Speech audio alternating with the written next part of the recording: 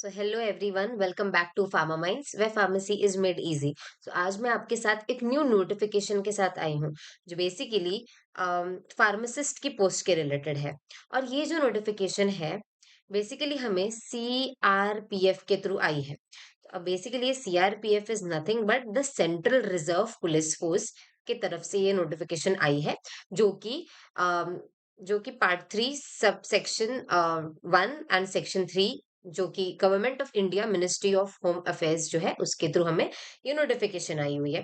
तो यहाँ पर जो अगर हम बात करेंगे कि पोस्ट किसके रिलेटेड है, तो यहाँ पर टोटल 450 पोस्ट जो है वो हम बोल सकते हैं फार्मासिस्ट के लिए आई हुई है। ओके। तो जो ये 450 जो पोस्ट मैं कह रही हूँ, ये बेसिकली नोटिफिकेशन है कि आपको आने वाले टाइम में आपको ये इतनी सारी जो है वैकेंसीज दिख सकती है related to the pharmacist. Okay. तो अगर हम देखते हैं कि यहाँ पर जो एक ऑफिशियल गैजेटे है उस पर जो है बहुत सारे पोस्ट आए हुए हैं।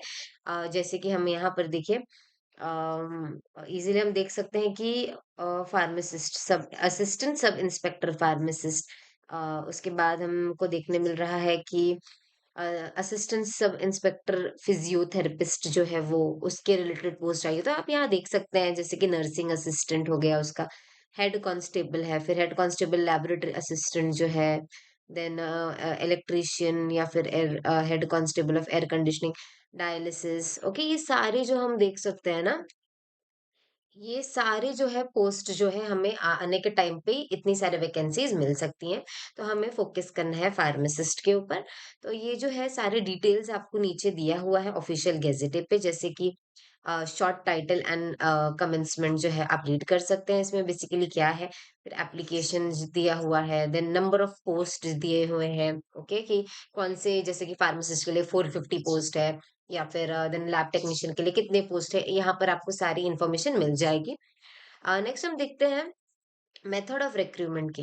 तो अगर मेथड ऑफ रिक्रूटमेंट देखते हैं, एज लिमिट देखते हैं और अदर क्वालिफिकेशंस जो है वो भी हम देख सकते हैं आगे।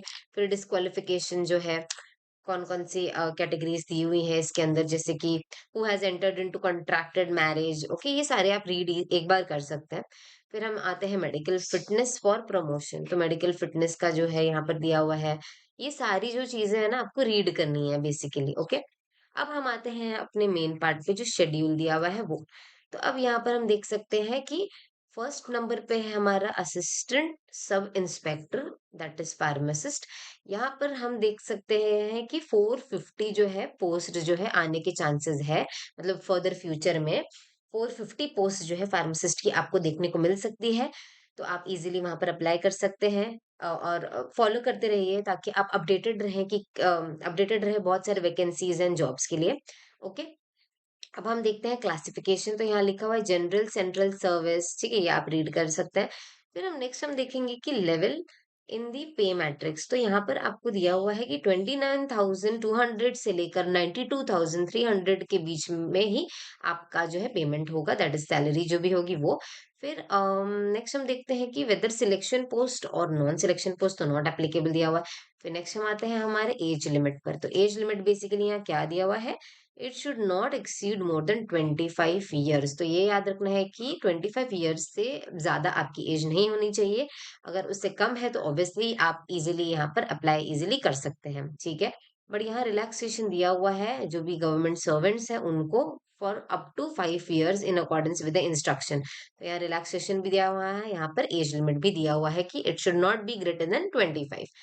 नेक्स्ट हम देखते हैं द मेन, इस पर आता है education and other qualifications required for direct results. तो फर्स्ट हम देखेंगे कि इंटरमीडिएट और 10+2 पास होना चाहिए, मतलब इंटरमीडिएट 10th और 12th पास होने चाहिए फ्रॉम रिकॉग्नाइज्ड यूनिवर्सिटी। तो ये आपका एक क्राइटेरिया हो गया। सेकंड जो है यहाँ लिखा हुआ है जैसे degree and diploma in pharmacy. तो यहाँ आप या तो फिर डी फार्मेसी के स्टूडेंट्स जो है वो अप्लाई कर सकते हैं, और जो भी बी फार्मेसी के स्टूडेंट्स हैं वो भी इजीली यहाँ पर अप्लाई कर सकते हैं। Okay. But from an institution recognised by the government. Okay. और यहाँ पर ये भी चीज लिखा है कि रजिस्टर्ड फार्मासिस्ट होना चाहिए। तो अगर आपने रजिस्ट्रेशन नहीं करा है, ठीक है, तो आप फटाफट से रजिस्ट्रेशन करा सकते हैं अगर आपको ये अपॉर्चुनिटी मिस नहीं करनी है तो। रजिस्टर्ड फार्मासिस्ट जो है यहाँ पर देखो यहाँ लिखा है कि state it should be recognised by the central government, state government and should be registered as a pharmacist under the pharmacy act 1948। Next third criteria में ये बोलता है कि working experience of duration of minimum 1 year as a pharmacist in minimum 100 bedded hospital। तो अगर आपके पास work experience भी है, जैसे कि आपने 1 साल कोई भी हॉस्पिटल में काम किया है जो कि 100 बेड का होगा या रिकॉग्नाइज्ड होगा बाय द गवर्नमेंट, भले वो प्राइवेट हो या गवर्नमेंट हॉस्पिटल हो, कोई भी चलेगा। तो ये भी चीज आपको क्वालिफिकेशन देती है कि आप एलिजिबल हो इस पोस्ट को, या फिर यहाँ से जो भी पोस्ट आने वाले हैं इन फ्यूचर, तो इजीली आप अप्लाई कर सकते हैं। फाइन। नेक्स्टली हम देखते हैं कि period of probation of any, वो तो 2 इयर्स है। चलिए, नेक्स्ट अगर हमें देखना है और भी जो भी बेसिकली आपको यहाँ पर देखिए, जैसे कि हमने फार्मासिस्ट की बात कर ली है, तो यहाँ पर आपको असिस्टेंट सब इंस्पेक्टर और भी बहुत सारे पोस्ट की डिटेल्स इजीली आपको मिल जाएंगी। तो ये थी सिर्फ नोटिफिकेशन जो ऑफिशियल गेजेट ऑफ इंडिया जो है वहां पर आई है सीआरपीएफ के थ्रू। सो और भी सारे अपडेट्स जो है, तो जब तक कि 450 पोस्ट वैकेंसीज आ नहीं जाती तब तक आप एक्सपीरियंस ले लो। एंड ऑल्सो जिन्होंने रजिस्ट्रेशन नहीं किया है एज अ फार्मासिस्ट, वो भी रजिस्टर कर सकते हैं, ताकि जो भी अपॉर्चुनिटीज इन फ्यूचर आ रही हैं थ्रू द गवर्नमेंट या फिर कोई भी चीजें, तो यहाँ पर आप इजीली अप्लाई कर सकते हैं। तो ऐसे ही सारे अपडेट्स के लिए कनेक्टेड रहिए with pharma minds. Thank you so much.